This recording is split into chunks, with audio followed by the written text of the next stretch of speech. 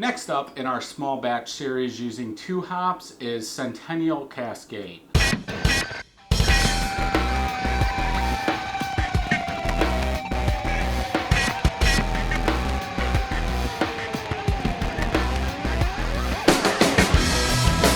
Welcome back, everybody. So number 2 beer in our small batch brewing series using 2 hops is Centennial Cascade.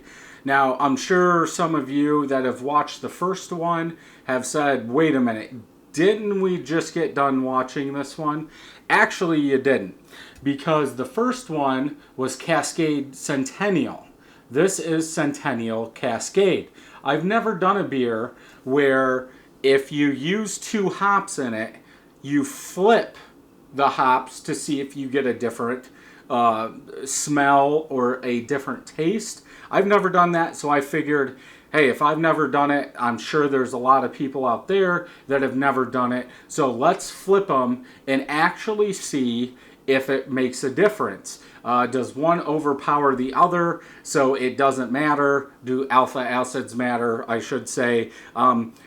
So this is beer number 2 in our small batch series using 2 hops.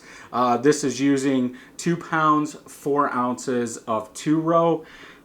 Excuse me, I'm still burping from the first beer. Hop schedule. Same as the last one, 0.25 of Centennial at 60 minutes, 0.25 of Cascade at 10 minutes, 0.25 of Centennial at 5 minutes, then dry hop 0.25 ounces of each 3 days into fermentation. I did not put the IBUs on here. I believe it was 50 something. So the Centennial I'm using is 6%. The Cascade is 4.4. This is from the 2018 batch. So if you're going to make something like this, you might have to adjust your hop schedule, use less because your IBUs are going to be higher because your hops are fresher. I was thinking, yeah, I put the IBUs on here, but I did not. So, but it's okay. This is using, this was fermented in the 2-gallon Mr. Beer Carboy, which is plastic. So this was bottled on 8/11. This came in at 5.74%. So this one is lower in ABV than the Cascade Centennial. Cascade Centennial, because I'm doing all 3 of these back to back. Hint, there's another one. The first one, the Centennial or the Cascade Centennial, it was 6.73%. So this one was about a full percent less. I made them a week apart and used the same method, but we have different results. Are you going to get that? Yes. Something could have changed. Maybe the mash in was a little bit hotter, so we're getting less sugar drawn off. So is this a good comparison? I don't know. I think it is. Using the same hops, yes, the body, the sugar is going to play a role, but this is home brewing. We can do what we want. This is a 25-ounce bottle, so carbonation level I think will be a little bit lower if you watch the Cascade Centennial. I think this is a new bottle. Nope. It is a used bottle. I just learned and put the cap on tight. Go ahead and get this into a glass. See what we think. There we go. Head is off-white. It's almost yellowish on this one. Small and medium bubbles in there, about a finger of head. Bubbles on the side, I would say, are half like dish soap. They're very compact. Half like bubble wrap. They're spread apart. Let's go ahead and look at the color. Yellow hazy. Lots of bubbles, just like in the first one. But this one does have more stuff floating in it. Could that be from using a 2-gallon Mr. Beer versus a 1.5 gallon? Could be. When I set it on this table to draw off what was in the fermenter, could there have been more hot particles up front? Sure.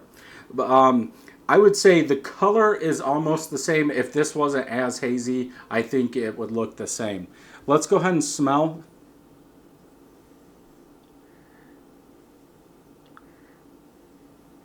I get some more sweet malt, like sweet citrus.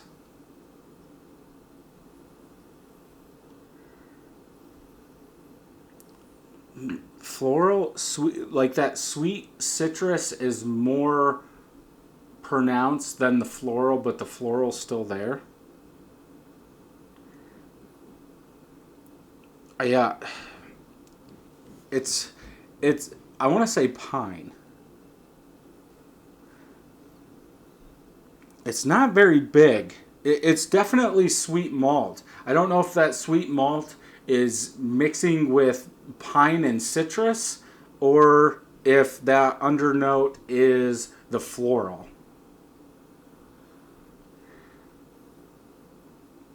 I'm going to say pine. Pine over floral. So sweet citrus with some pine. Let's go ahead and taste.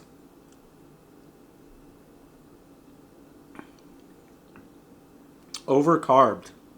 Bubbles are scraping my tongue, popping.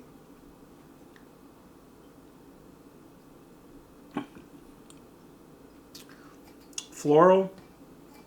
It's more of a tart citrus, almost like a grapefruit citrus.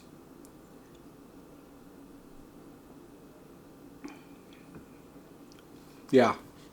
So a little bit of sweet malt in the beginning of the palate, then like a tart citrus grapefruit.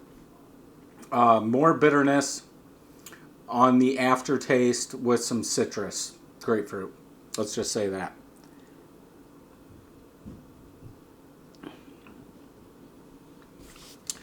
Body's about the same. It's not as smooth, but I think because of all those bubbles, it's making it rough, and you're not getting that smoothness like you did in the first one.